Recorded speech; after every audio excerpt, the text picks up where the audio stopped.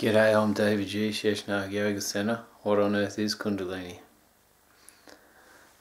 This video is a little bit about the ancestral patterns at the moment.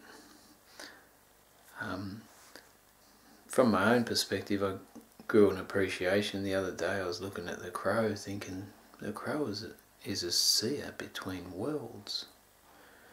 And then I thought and confirmed that I am a seer between worlds. So I see the spiritual world play out in the physical. In that I'm trying to be a little bit more conscious of my own subconscious and unconscious tendency to move into avoidance of pain and living patterns. I think patterns are a great word for issues, because issues aren't really issues. It's something within our framework that want to be addressed. All they are is a pattern that's running. So I'm really interested at the moment to do with how I regress when trauma occurs that puts pain into my being where I can't be in my fullness. And in that I'm really intrigued as to how I can consciously rejig it, especially if you're an everyday person. I don't know if everyday people watch these videos, but if you're working and you're trying to look after a house, you've got children, you've got economic obligations, you've got domestic obligations, there's a lot of time that need to be allocated towards those things. So I know I'm a much better person if I get up early in the morning, see the sunrise, take the dog for a walk and do some yoga to rejig my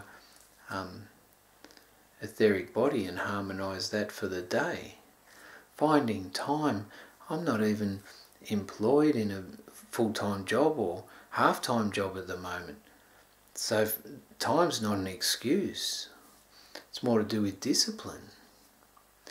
And in that, discipline to do the practice, discipline to get my butt on the mat, discipline, this is the discipline I ask for.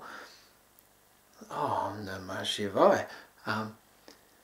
To actually be triggered, because I don't want to be triggered, of course it's going to happen, but when I'm triggered, to be able to be conscious and say, okay bro, you're triggered here, take a breath, reactivate the frontal part of your brain that shuts off, that gives you any rational experience of life, to actually know that you're triggered because you flipped into this emotionality which is irrational. I just wonder if that's possible. Or do I have to develop so much non-attachment that nothing phases me and I'm never triggered? Because I'm struggling with that, because I go into an experience of apathy where I shut down through withdrawal and just don't care.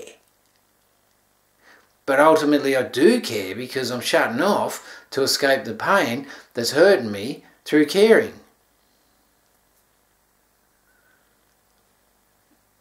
So how can I be that conscious within my own experience to be able to know, when it's almost impossible to know, that I'm emotional and in the unconscious or irrational part of my mind? Anyway, it's fascinating to me, especially how I create experiences so I can withdraw from the pain.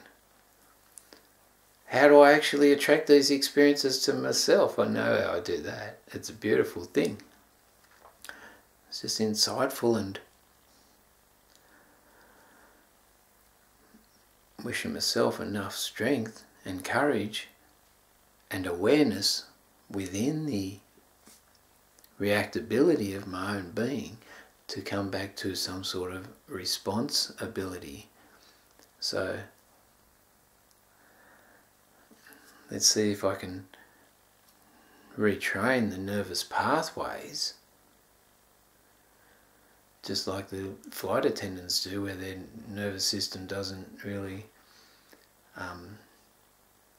get affected through their mind, or their mind doesn't get affected, I think their nervous system would still be saying, mate, we're on a plane, we're about to take off and do something that's really not normal for the human framework. But their mind's not affected by it. So how can my mind not jump into the unconscious action to do with the pain and just go, okay, override it with a conscious perspective? There you go, another victim video. And what I'm dealing with at the moment might not be your ancestral pattern. I hope it's not. Anyway, I'm sharing with you some of my deep truths, and hopefully you can see yourself in it. Peace. Share the world. Sheshnag.com. Om Namah Shivaya.